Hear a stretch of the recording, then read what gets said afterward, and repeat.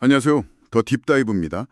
오늘은 당신과 함께 스위스 의사이자 정신과 의사인 폴 투르니에의 책 모험으로 사는 인생 속 한 부분을 좀 깊게 파고들어 볼까 합니다. 독신과 결혼이라는 장인데요. 특히 독신 여성들이 겪는 어려움, 또 사회적 시선에 대한 투르니에의 통찰이 담겨 있어요. 저희 목표는요. 투르니에가 말하는 독신의 어떤 현실적인 아픔, 또 보이지 않는 사회적 압력, 그리고 결혼 여부를 떠나서 어떻게 하면 충만한 삶을 모험처럼 살아갈 수 있을지 같이 살펴보는 겁니다. 단순히 요약이 아니라 당신에게도 생각할 거리를 던져드리는 시간이 될 거예요. 그럼 투르니에가 주목했던 독신의 감정적 무게부터 시작해 볼까요? 겉으론 되게 잘 지내는 것 같았는데 상담실에선 막 하염없이 울었던 여성분 이야기가 나오잖아요. 네, 맞아요. 그 부분이 참 인상 깊죠. 이 고통이 한 번 겪고 끝나는 게 아니라 계속 파도처럼 밀려온다고 표현했고요. 네. 그리고 트르니에가 딱 짚는 게 이 고통이 왜 좀 드러내기가 어렵냐는 거예요. 예를 들어 사별 같은 슬픔은 주변에서도 위로해주고 공감해주잖아요. 근데 독신의 아픔은 좀 다르다는 거죠. 이걸 말하면 자칫 성적인 문제랑 엮이거나 아유 그냥 받아들여 이런 말을 듣거나 심지어 기혼 여성분들한테서 애나 남편 걱정 없으니까 넌 복 받은 거야 뭐 이런 좀 피상적인 반응을 받기 쉽다고 지적해요. 아, 이해받지 못할 거란 두려움 같은 거군요. 그렇죠. 그러니까 이게 단순히 뭐 성생활이나 모성의 부재 이런 문제만이 아니라는 거예요. 그럼 어떤 더 깊은 외로움일까요? 으로 좀 의심하거나 편견을 갖기 쉽다고 하고요. 음. 그러니까 단순히 표면적인 게 아니라 좀 존재론적인 외로움에 가깝다고 볼 수 있겠죠. 보통 이럴 때 승화시키라고 하잖아요. 일이나 다른 활동으로 에너지를 돌리라고. 투르니에는 이걸 어떻게 봤어요? 아, 승화요. 네, 물론 뭐 흥미로운 직업이나 사회 활동이 도움이 될 수는 있겠죠. 근데 그게 근본적인 해결책은 아니라고 봤어요. 낮에는 막 사회운동에 열정적인데 밤에는 혼자 방에 돌아와서 우는 그런 여성 활동가 사례를 들거든요. 네. 그러면서 중요한 건 다른 걸로 덮는 게 아니라 그 감정 자체를 좀 공감받고 이해받는 거라고 강조합니다. 투르니아는 이걸 창세기 구절을 인용해서 돕는 배필이 되고자 하는 그러니까 깊은 관계와 어떤 목적을 향한 인간의 본능적인 열망으로 보기도 했고요. 이 열망 자체를 인정해야 한다 이겁니다. 와, 근데 진짜 가슴 아픈 지점인데 투르니에가 독신 여성분한테서 들었던 말 중에 나는 내 인생을 망쳐버렸다 이런 자책감이 있었다고요. 이건 개인의 느낌만은 아닌 것 같은데요? 네, 바로 그 지점에서 사회적 암시라는 개념이 나와요. 이게 뭐냐면 투르니아 말로는 독신 여성은 아무리 사회적으로 성공했어도 좀 미묘하게 경시당할 수 있다는 거예요.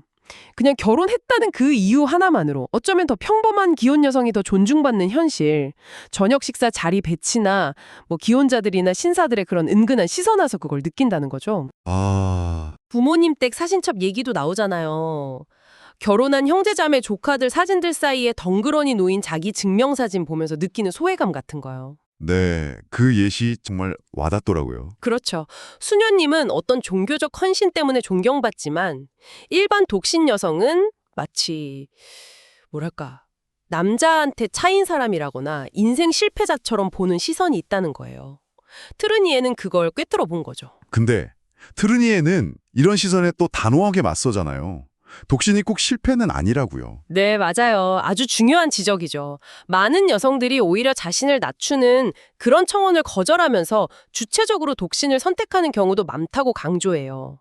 이건 뭐 병리가 아니라 오히려 건강함, 자존감의 표현이고 존중받아야 한다고 주장하죠. 그렇죠. 그러니까 독신은 실패, 이렇게 보는 사회 통념 자체가 잘못됐다고 비판하는 겁니다. 이런 아픔과 사회적 압박 속에서 그럼 투르니에는 어떤 대안, 어떤 관점을 제시하나요? 어떻게 나아가라고 말하죠? 여기서 이제 트르니의 핵심 메시지가 나오는 것 같아요. 인생은 결혼했든 안 했든 본질적으로 어렵다. 여기서 시작해요.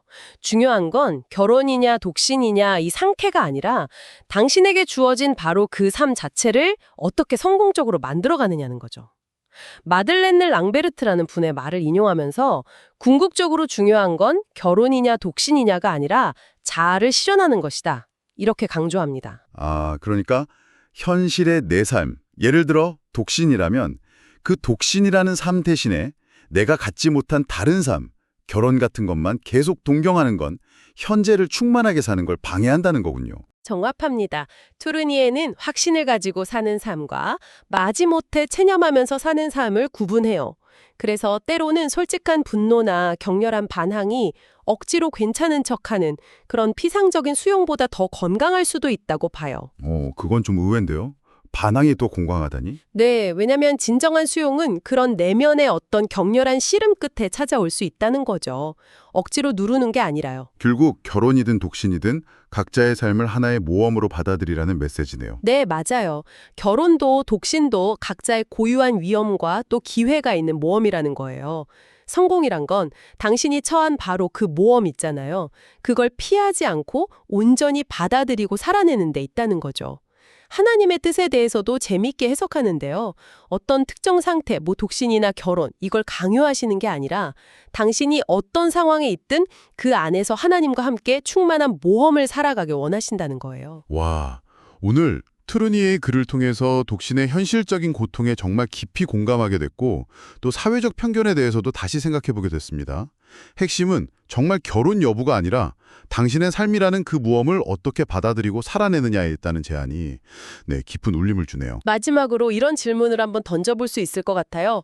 투르니에는 삶을 성공이냐 실패냐 이런 단순한 이분법으로 보지 않고 그 어려움까지 다 포함해서 모험으로 받아들일 때 진정한 자아 실현에 더 가까워진다고 말하는 것 같거든요. 어쩌면 삶이라는 이 모험 자체를 성공과 실패의 모든 가능성을 다 끌어안고 온전히 살아내는 그 경험이야말로 우리가 찾는 진짜 충만함이 아닐까요? 당신의 생각은 어떠신가요?